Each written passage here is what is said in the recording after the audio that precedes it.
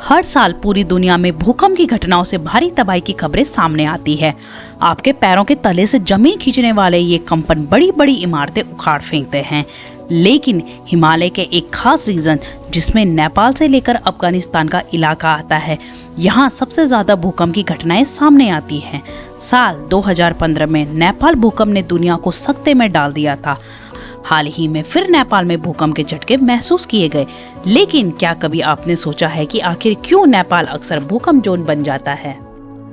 इन सवालों के जवाब जानने के लिए आपको वीडियो को लास्ट तक देखना होगा। दोस्तों, मेरा नाम है Priyanka Thakur and you are watching Earth Around 10।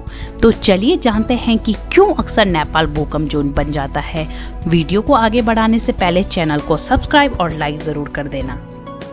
Nepal भूकंप के लिए नया इलाका नहीं है। कई बार नेपाल में भूकंप के हादसे पेश आए हैं।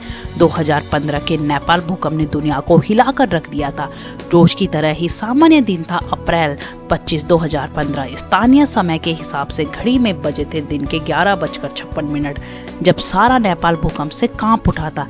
7.8 मैग्नीट्यूड के जोरदार भूकंप ने नेपाल में दस्तक दी और अपने पीछे छोड़ गया दिल दहलाने वाला मंजर।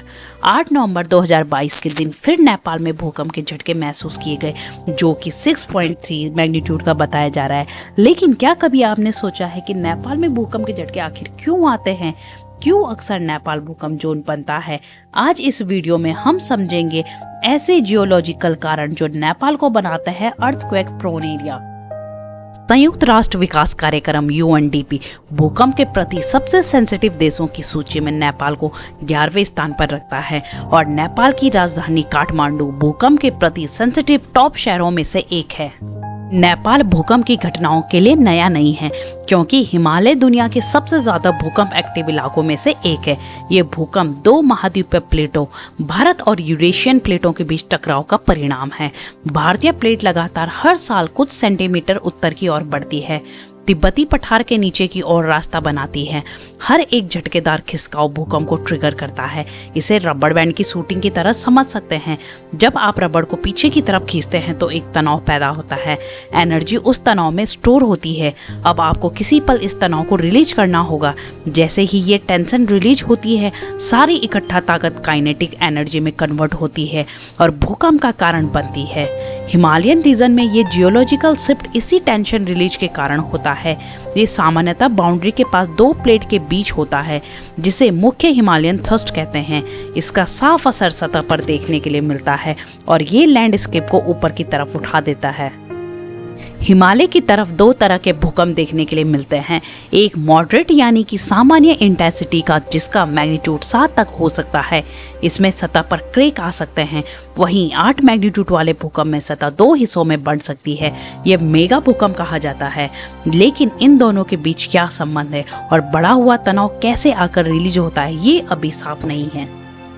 भूकंप विज्ञानी रॉजर बिल्हम, जो कि नेपाल भूकंप पर 2017 में की गई स्टडी के लीड ऑथर है, 2018 में हुए एक इंटरव्यू में कहा था कि फैक्ट ये है कि ये फिलहाल कोई नहीं कह सकता कि आगे क्या होगा।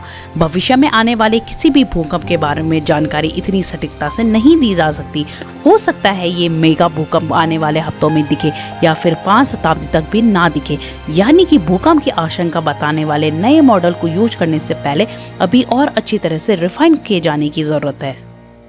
दोस्तों, अब बात करेंगे कि नेपाल में कब कब भयानक भूकंप आए। नेपाल के इतिहास के कुछ सबसे घातक भूकंप में से एक है 15 जनवरी 1934 का नेपाल बिहार भूकंप। यह इतिहास के सबसे भयानक भूकंपों में से एक था। इसकी तीव्रता 8.0 थी। इस भूकंप से नेपाल में लगभग 10,700 से 12,000 लोगों को अपनी जान गंवानी पड़ी। 2. नेपाल भारत सीमा भूकंप 29 जुलाई 1980। यह भूकंप शाम को खपताब राष्ट्रीय उद्यान के उत्तर पश्चिम में आया। इसकी तीव्रता 6.0 थी, जबकि इस भूकंप में 200 लोग मारे गए और 5,600 लोग घायल हुए थे। नंबर 3. काठमांडू भूकंप 21 अगस्त 1988। यह भूकंप भारतीय सीमा के पास नेपाल में आया और उत्तरी बिहार का अधिकांश भाग प्रभावित हुआ। इसकी तीव्रता 6.9 मापी गई थी और इसमें 709 लोग मारे गए और 1,000 लोग घायल हुए थे। नंबर 4, 25 अप्रैल 2015, लामजुंग, नेपाल। 1934 के बाद पहली बार नेपाल में इतना प्रचंड तीव्रता वाला भूकंप आया, जिसमें 8000 से अधिक मौतें हुई और 2000 से अधिक घायल हुए थे। भूकंप इतना तेज था कि इसके झटके चीन, भारत, बांग्लादेश और पाकिस्तान तक महसूस किए गए थे। अभी दुनिया में कोई भी वैज्ञानिक ये अंदाजा नहीं लगा सकता है कि दुनिया में कब, कहां और कितनी तीव्रता वाला भूकंप आएगा, लेकिन वैज्ञानिक इतना जरूर मानते हैं कि हिमालय क्षेत्र में बड़ा भूकंप आने की आशंका है। वैज्ञानिक प्रयास कर रहे हैं कि कोई ऐसा तरीका तलाशा जाए जिससे भूकंप के आने की संभावना का पता लगाया जाए, लेकिन अभी इसमें कोई कामयाबी नहीं मिली है।